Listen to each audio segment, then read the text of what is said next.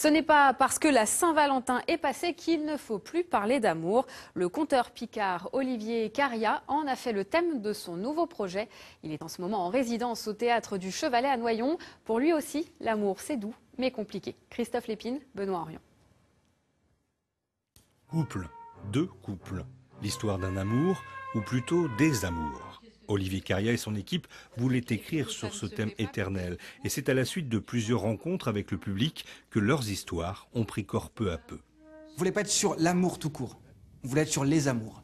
C'est-à-dire que là, effectivement, on parle dans ce spectacle énormément du couple, mais au départ, on voulait laisser ouvert en disant qu'il n'y a pas un amour, il y a des amours, et on pourrait être très bien amoureux, effectivement, de sa tablette de chocolat ou de son poste de télé ou de son chien. Ça peut marcher, enfin voilà, ça pouvait marcher dans le postulat de départ.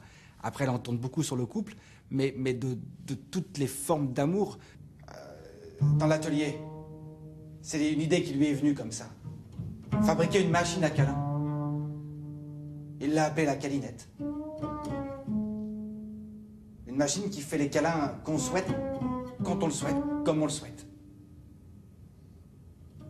Ça l'a fait sourire, elle.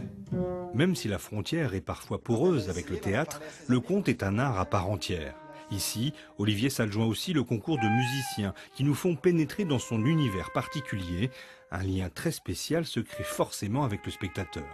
Du coup, on est sur une sobriété dans le rapport et que du coup, on laisse au public se faire, lui, son décor. Enfin, chacun peut se le prendre directement et en faire ce qu'il veut par rapport à ce qu'il est.